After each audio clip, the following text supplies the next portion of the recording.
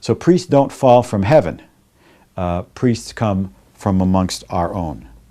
And we need to, at every level of the operation of the church, from the primate, and then trickling down as well through our parishes, our local parishes, and their leadership, every single person needs to be participating at some level in this, what I'll call, ongoing ministry of cultivating our future leaders.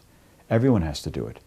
Too many of our parishes are not in the mode of going out and being aware that they need to be looking out for these young men.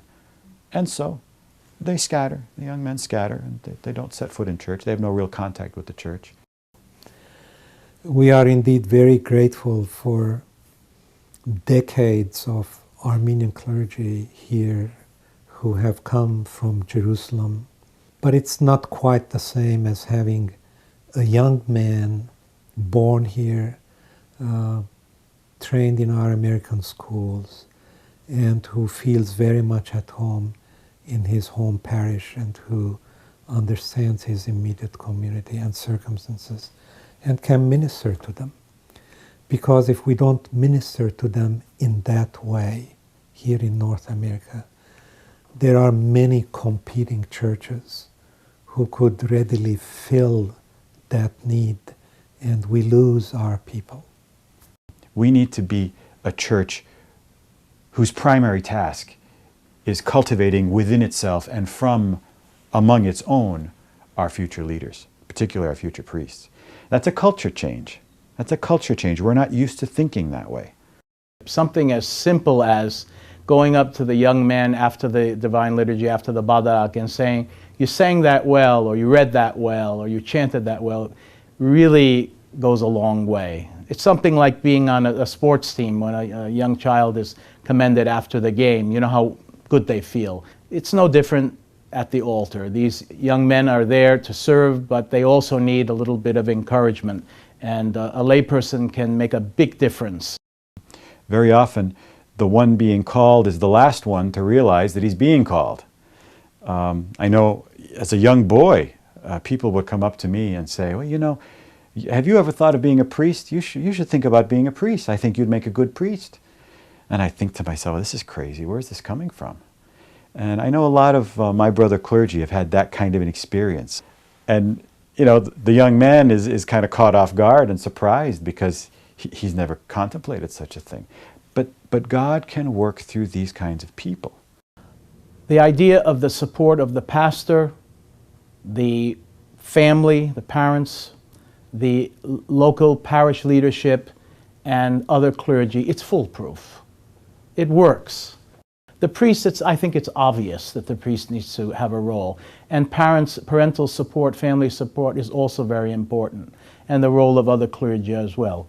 But when a young person hears from a lay person, those who one day may in fact become their parishioners, that they see something in him that is worth pursuing and encouraging, I think that is really something that young man will take note of and take seriously.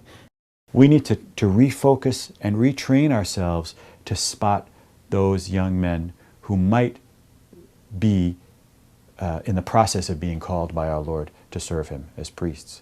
When we see that and we sense something good in that young man, we need to go and encourage that. We need to fertilize that. We need to water that.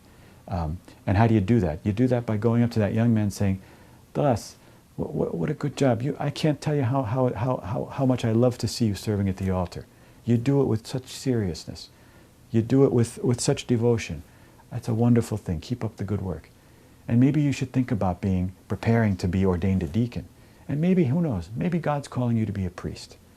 I wonder how many people have ever said that to a young man, honestly. And I'm not saying it to say it to every young man. Not every young man's being called to be a priest.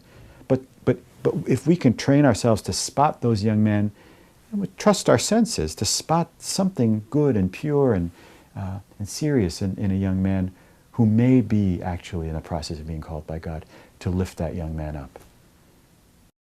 And who knows what this will bring forward. The harvest can be great, and I believe that with all of us working together, with the support of the parents, with the leadership of the lay people on parish council, diocesan delegates, the Sunday school teachers, Armenian school teachers, all working at this together, I believe that we can secure the future of our church in this diocese and in the world with the needed number of clergymen to serve and to minister to our people.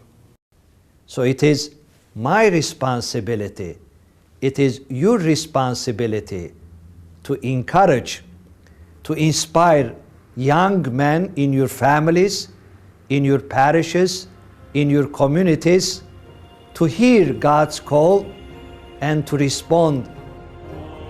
I can only say that it has been an honor to serve the people, to serve God.